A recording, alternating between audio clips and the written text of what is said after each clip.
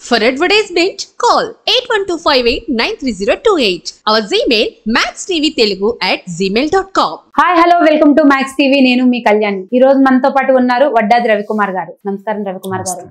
భగవంతుడు నేచర్ ని నమ్మమంటారా, భగవంతుడిని నమ్మమంటారా? నేచర్ తర్వాతే భగవంతుడు. నేచర్ తర్వాత భగవంతుడు. నేచర్ తర్వాత మీకు భగవంతుడు. మీకు అదే చెప్తున్నాను, సైన్స్ కూడా ఋషులే అంటున్నాను కదా. మీకు సైంటిస్టులే మన దాంట్లో ఋషులు. ఋషులే దేవుళ్ళ దగ్గర ఉన్న శక్తుల్ని అన్నిటిని వాళ్ళే చెప్పారు. ఇప్పుడు మీరు అన్ని ఒక సినిమా తీస్తే ఆ సినిమాలో అలాగ అర్థమయ్యాయి మీకు పురాణం చదివితే. కానీ పురాణం రాసిన ఆయనకి ఎలా తెలుసు? ఆయన రాజు కాదు, అడవిలో ఉన్నారు. ఆయనకి స్పేస్ కోసం ఎలా తెలిసింది? ఆ శక్తులు, బాణాలు, డ్రెస్సులు అన్నీ ఎలా తెలిసాయి? అతనే ఒక సైంటిస్ట్. ఆ కాంబినేషన్స్ ఎలా వచ్చాయి అంటే నేచర్ నమ్ముకుంటూ వెళ్ళిపోతే మనం అనుకునే జరుగుతాయి. నేచరేనండి. నేచర్ ని వాడుకుంటూ వెళ్ళాలి, నేచర్ ని తెలుసుకుంటూ వెళ్ళాలి. తర్వాత మీరు నమ్మండి. ఓకే, నమ్మొద్దు అంటున్నారు, ముందు తెలుసుకోమంటున్నారు.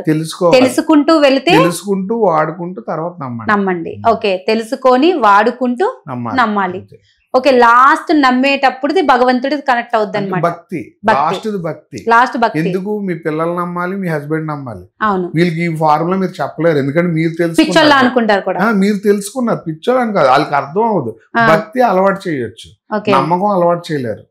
మీరు అది గుర్తుపెట్టుకోండి. భక్తి అలవాటు చేయొచ్చు, నమ్మకాన్ని అలవాటు చేయలేరు. నమ్మకాన్ని నిజంగా అలవాటు చేసి ఉంటే మనం ఈ రోజు ఇక్కడ ఉన్నాం.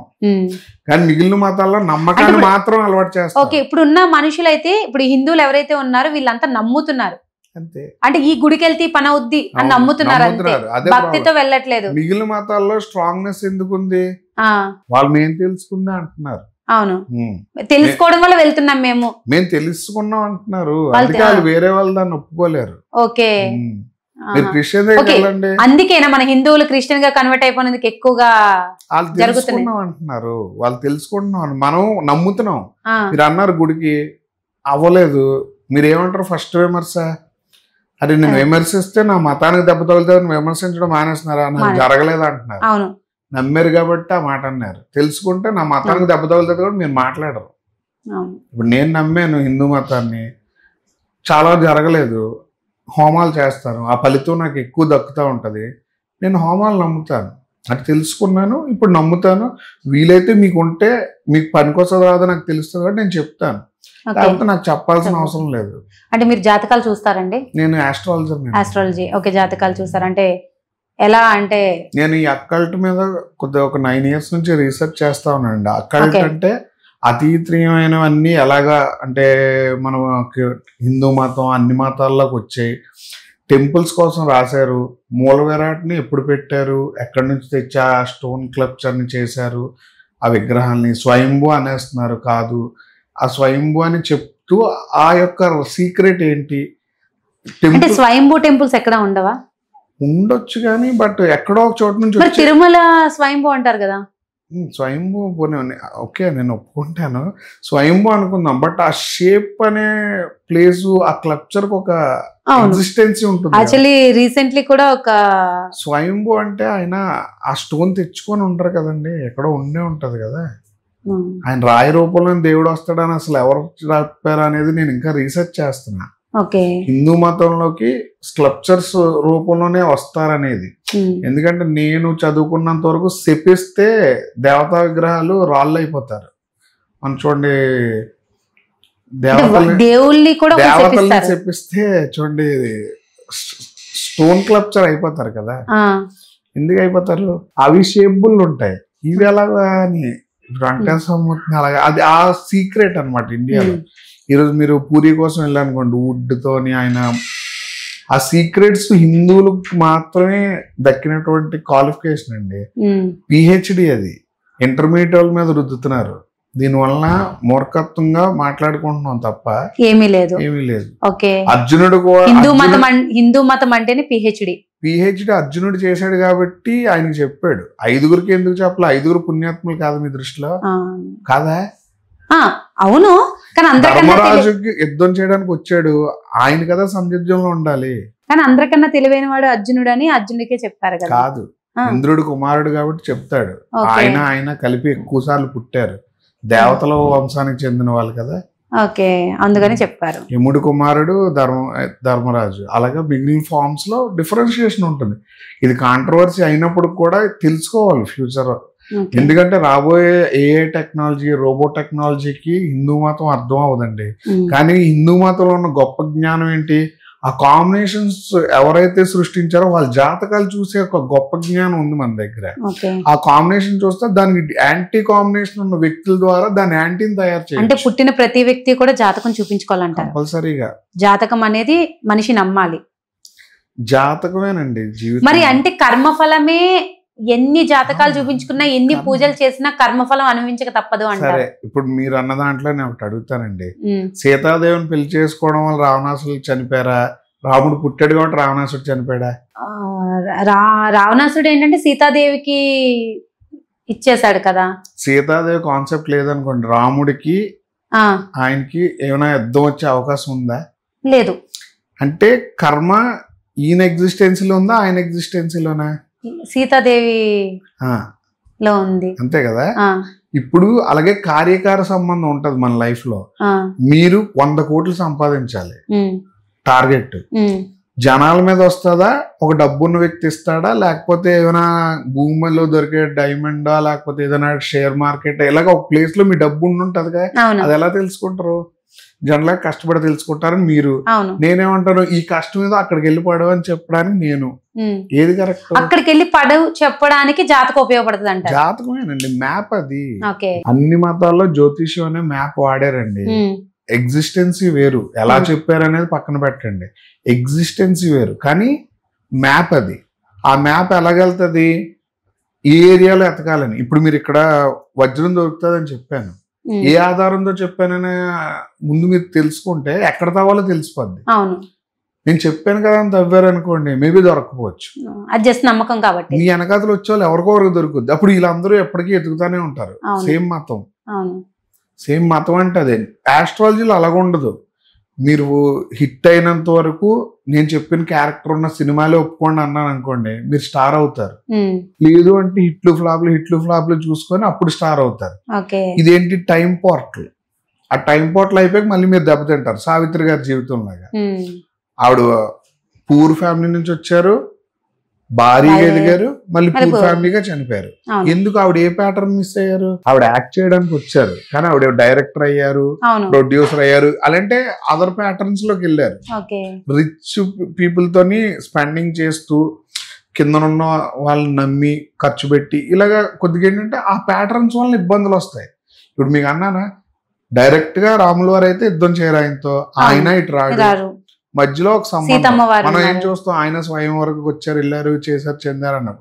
సీతాదేవిని ఆయన చూడలే, కానీ స్వయంవరానికి ఎందుకు వచ్చారని చదివాము. సీతమ్మ వారి కోసం వచ్చారని చదివామండి, కానీ ఆయన అప్పుడు చూడలేదంటారా? వాళ్ళ తండ్రి గారు కూడా చెప్పుంటారు అంటారా?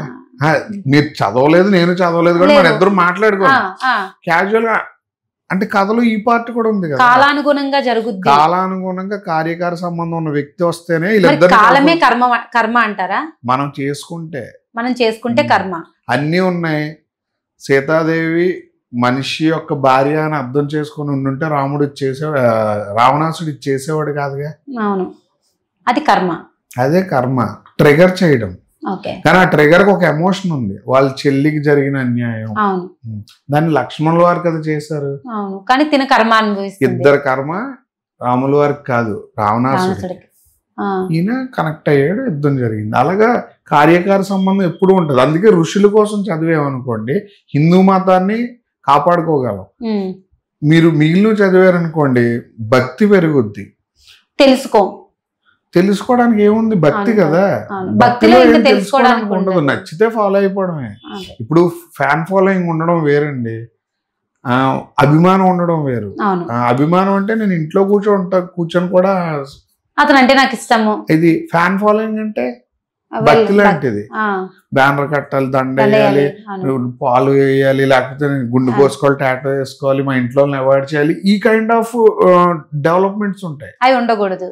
అది ఎందుకంటాను, మనకి హిందూ మతం పిహెచ్డి ఎల్కేజీ మనం పళ్ళకి ఎవరితో మోయిస్తామండి, చదువు లేని వాళ్ళతో, సేవకులతో.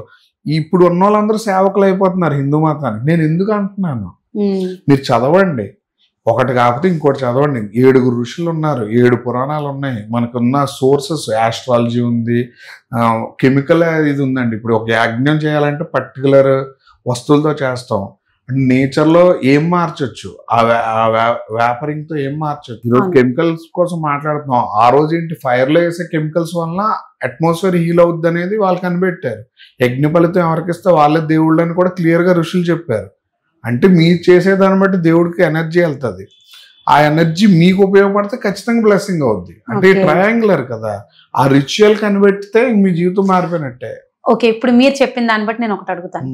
ఉంగరాలు ఇంకా నేనే పెట్టుకున్నా. ఈ ఉంగరాలు కాదండి, అవి స్టోన్స్. జాతకం చూపించిన తర్వాత కూడా స్టోన్స్ పెడతారు. ఆ స్టోన్స్ పెట్టినా కూడా కొన్ని వాళ్ళకి వర్కౌట్ అవ్వన్నమాట. మాక్సిమం వర్కౌట్ అవ్వండి, కానీ మాక్సిమం వర్కౌట్ అవుతాయి. ఈ రెండింటికి ఒక పదం గుర్తుపెట్టుకోండి, రెండు ఒకటే. యాజ్ ఫర్ టైం పోర్టల్ 30 సంవత్సరాల్లో మనం బల్లెవలే, ఇంత జ్ఞానం పెరిగాక మొన్న 8 సంవత్సరాలు ఎందుకు ఇచ్చాం బలి? ఎందుకు ఇచ్చాం బళ్ళు? పంచబళ్ళు అంటే ఈరోజు మీడియా మొత్తం జగజగల ఆడుతుంది. పంచబళ్ళు, కామాఖ్యదేవి బలి, వారాహి బళ్ళు అన్ని వచ్చాయి. గుమ్మడికాయలు ఇస్తున్నాం, ఇంకా విపరీతం చేస్తున్నాం. ఎందుకు అంటే టైంకి వస్తే అన్ని పనిచేస్తాయి. గురువు మట్టిచ్చినా కూడా పనిచేస్తుంది, వజ్రం అవుతుంది. ఇప్పుడు అలాగే నేను మీకు మాట అన్నాను కదా, సాయిల్ కి ఒక సంబంధం ఉంటుంది మనకి. ఆ సాయిల్ మన బాడీని టచ్ అయినప్పుడు కొన్ని రియాక్షన్స్ వస్తాయి, అవి స్టోన్స్. ఆ స్టోన్స్ రియాక్ట్ అయ్యే పర్సనాలిటీ వచ్చి వాళ్ళ బాడీ అంటే తెలుసుకుంది అనుకోండి, అది పనిచేస్తుంది. మీకు అర్థమైంది, అది వైబ్రేట్ అవడం అనమాట. ఇప్పుడు మీకు జనరల్ గా కల్కి మూవీలో రీసెంట్ గా చూడండి, ఆ స్టిక్కే అది. అతను వచ్చి పట్టుకుంటే దండం అయింది. విజయ సంబంధించిన ధనస్సు అని చూపిస్తారు. అలాగా స్టోన్ కూడా ఏ రోజు శక్తి ఉంటుందంటే మీ జాతకంలోనో లేకపోతే మీ ప్రాక్టికల్ గా మీ బాడీలో ఆ కెమికల్ కాంపౌండ్ అంటే హీట్ మెజర్స్ అనండి ఏదో ఒకటి టచ్ అయిన రోజు ఒక ఫీల్డ్ ఏర్పడుద్ది. అంటే అది మనకి కనెక్ట్ అయినప్పుడు మనకి అది పనిచేస్తుంది. కనెక్ట్ అయ్యే వరకు పనిచేస్తారండి, కళ్ళు మండుతాయి. నాకు అది సైంటిఫిక్ గా ఎక్స్ప్లెయిన్ చేయండి అంటే మీరు ఏం చేస్తారు? మీ దగ్గర ఏదో ఎక్స్ప్లెనేషన్ ఉంటుంది, తెలియదు అనుకోండి, అప్పుడేం చేస్తారు? ఏముండదు. మరి పెట్టుకోండి అన్నప్పుడు మీరు పెట్టుకున్నప్పుడు కొందరు జరగట్లేదు. జరగదండి, నేను అదే అంటున్నాను. జరిగినోడికి కిరణ్ కుమార్ గారు ఉన్నారండి, లలిత జ్యువెలర్స్, ఆయన చేతి కనకపుష్పరాగం పగడం చూసా. 10,000 కోట్లు ఉన్నాయి ఆయనకి. ఎందుకు స్టోన్స్? 10,000 కోట్లు సంపాదించేందుకు ఇవే కారణం అంటారా? మేబీ ఆయన పర్సనల్ హీలింగ్ ఆ స్టోన్స్ తో ఉండొచ్చు, డబ్బులనే కాదు కదా, ఆ స్టోన్ వల్ల ఏదో ఉండొచ్చు, లేకపోతే ఆయన బిలీఫ్ సిస్టమ్ లోకి రాదు కదా. సేమ్ అలా సిస్టమ్ ఏంటంటే పనిచేస్తుంది చేయదు అనేది జడ్జ్మెంట్ చేయడం కాదు, చెక్ చేయడంలో తప్పేం లేదు. ఆస్ట్రాలజికల్ గా నాకు తెలిసి చాలా మంది చేతులకు ఉన్నాయి. ఇప్పుడు రీసెంట్లీ మీరు సల్మాన్ ఖాన్ దగ్గర కూడా ఒక స్టోన్ ఉంటుంది ఆయన బ్రాస్లెట్ కి, దానికి ఒక స్టోరీ ఉంది. వాళ్ళకి చాలా మంది ఈ మధ్యకాలంలో ఎక్కువ వాడుతా ఉన్నారు బీడ్స్. ఈ మధ్యలో కదా మార్కెట్ లోకి వచ్చాయి, లాస్ట్ 10 years లో వచ్చాయి, అంతకుముందు లేవు కదా. అంటే అసలైన 7 ఉంటే కానీ ఒక 100 ఉంటాయి. అసలైన దానికి రావాలంటే 100 తప్పని నిరూపించుకోవాలని రావాలి, అది మనం ఎత్తుక్కోవాలంటున్నాను. ఓకే అండి, చాలా చక్కగా చెప్పారు. నమస్కారం.